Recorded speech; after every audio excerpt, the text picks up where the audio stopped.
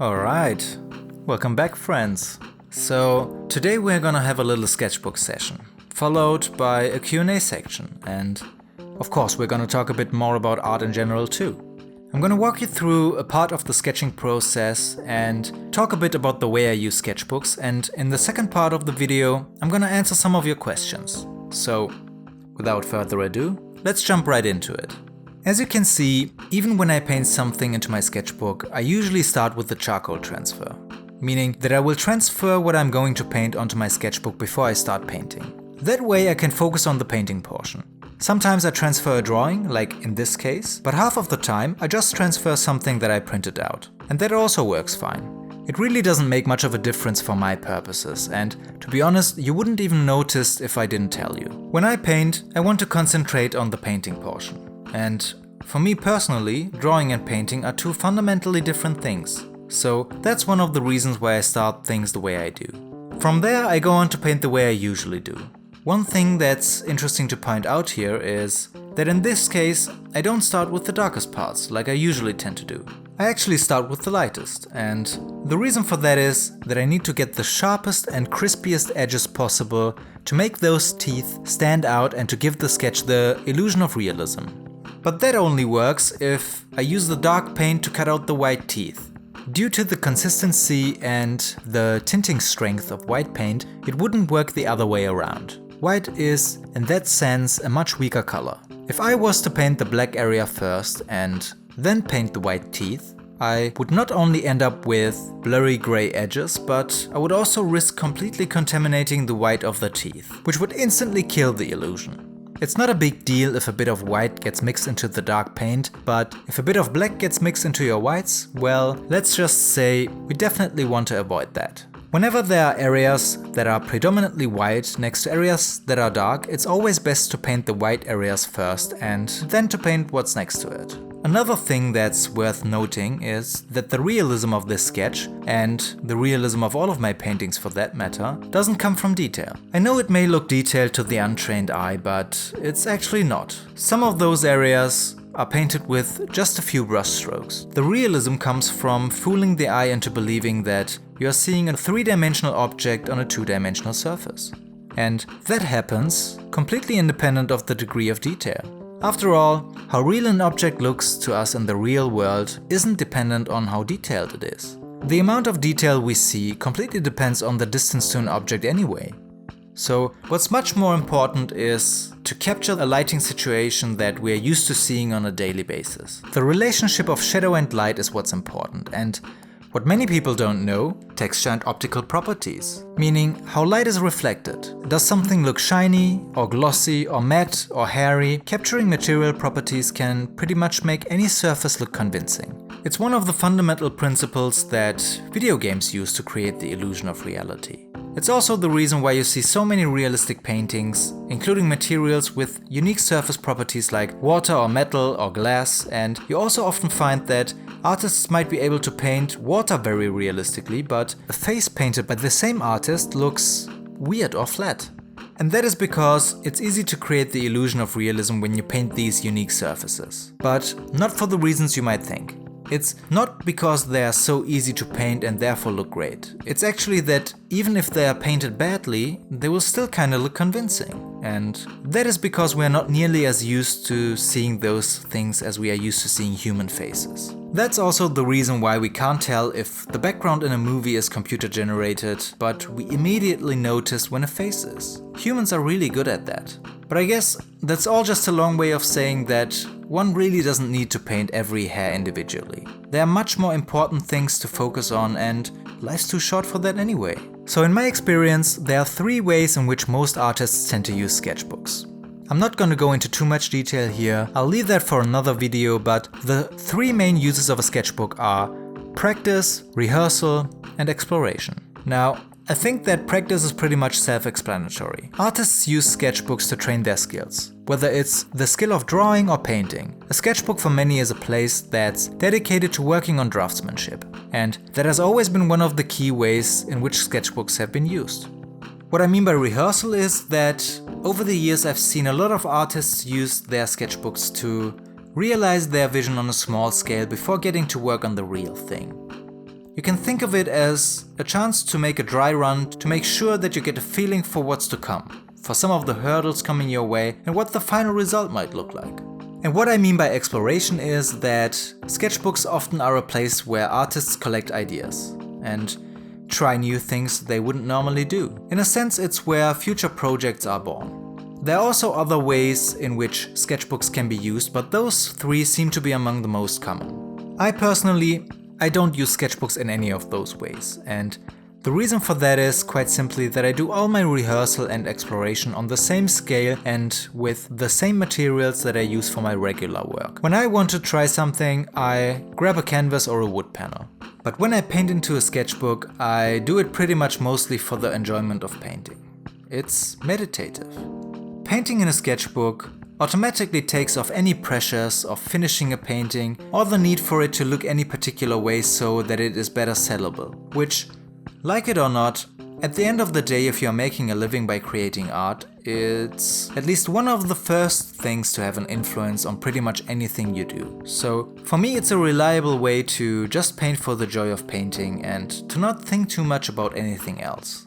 It's also a great way to get into a flow state, which is actually one of the best things you can do to stay sane and be more happy as an artist, but that's also a topic for another video. Alright, so from here on out, I will continue to finish this sketch the same way I paint all my other paintings. And after that, you will also see me paint a couple more sketches. Both because they have some interesting effects that I felt like emulating with paint. And if you pay attention to the tongue once the mouth is finished, or the jelly beans at the end of the session, you can see what I meant by recreating material properties to create the illusion of realism. But with that being said, let's start with the Q&A part. The first question comes from Michelle. And Michelle asks, what do you do when you feel a piece is not up to your standards? How do you avoid the disappointment? Well, I guess that depends a bit on what you mean by up to my standards. I mean, just because I'm not 100% happy with what I've created doesn't mean that it can't mean the world to someone else or make someone else happy. If I really feel that I've failed, then I just start over. And I do that until I end up with something that I'm either happy with or that I can live with. Artists have the tendency to be selfish and egocentric, but the truth is, we don't create art for ourselves.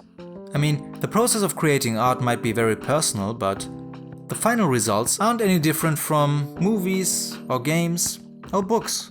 Their true meaning and potential only shows once they are shared with other people and experienced by them. So I guess that's just a long way of saying it's not always about what we want. We should also consider what other people want. Unfortunately, when it comes to disappointment, you only have two options when you're an artist. Either you get used to it or you do something else. There's absolutely no way of getting around disappointment. The only thing that you can do to make things at least a bit easier for yourself is, like I always say, get rid of biases and expectations.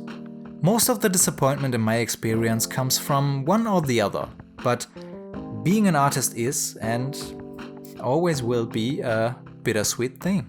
The next question comes from Leland. What music do you listen to that inspires you? The answer to that, to be honest, is that I actually don't get much inspiration from music. Music is very emotional.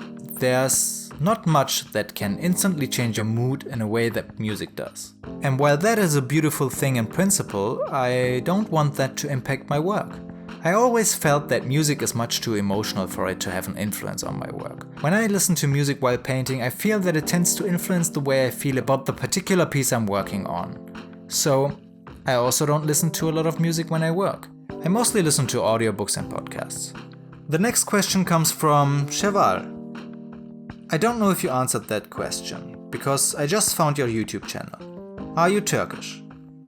I think so, cause your name is Turkish, but you speak English very fluently, unlike the majority of people in Turkey. Your drawings are amazing, by the way. Well, Cheval, thank you, and I'm glad you asked. It's crazy how many people ask me that question. And you're right, it is a Turkish name. And in case anyone was wondering how my last name is actually pronounced, it's Efe. So, to answer your question, Evet Türk'üm, which translates to yes, I'm Turkish. But I was born and raised in Germany, so, also spreche ich auch Deutsch. which means I also speak German. But since 99.9% of the people listening to me speak English, it's only natural that it's my language of choice. But much love to all my fellow Turkish friends out there. Okay, the next question comes from Lunar Simulation. Other than art-related things, what subjects interest you that people might not expect? Well, probably the thing that might be most surprising to people is that I'm actually a huge anime guy.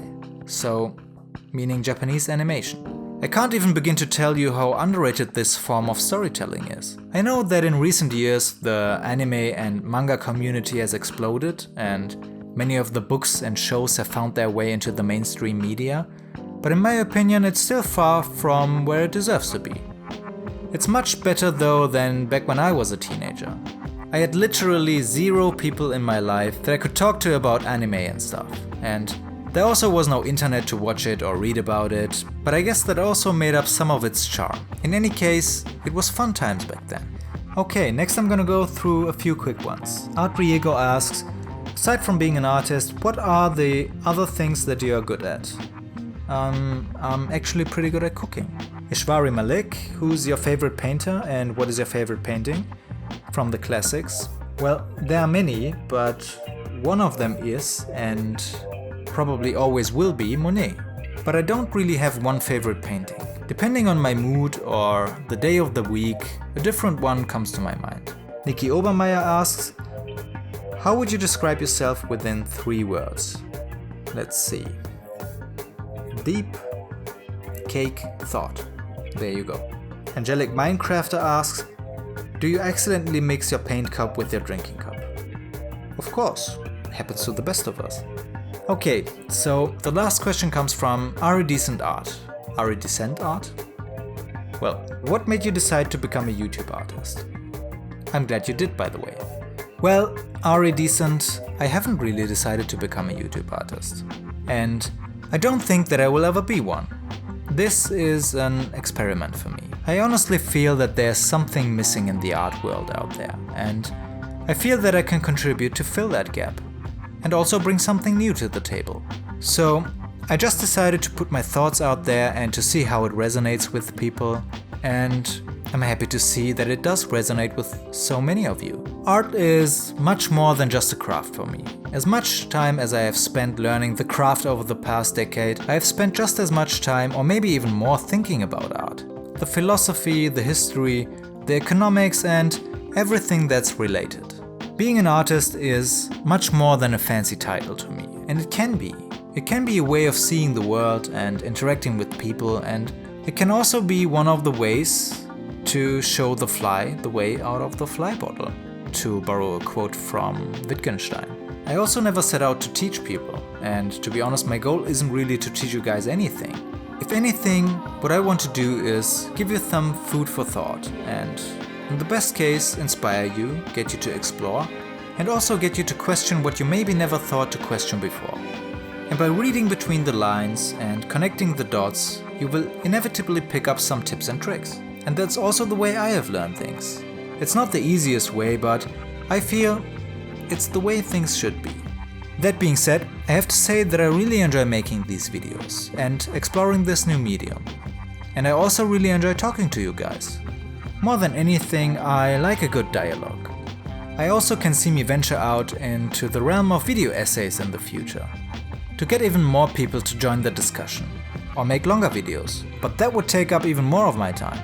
But I mean, if enough people are interested in it, there are always ways to make it happen, I guess. But we'll see. I also kinda like the idea of building a small community of like-minded people that feel like there's something more out there. In any case, I will keep doing what I do here, and I hope you come along for the ride. And with that being said, guys, we're gonna bring this video to an end. Thank you all so much for watching. Please hit like, subscribe if you're not already a subscriber, and as always, have a good one.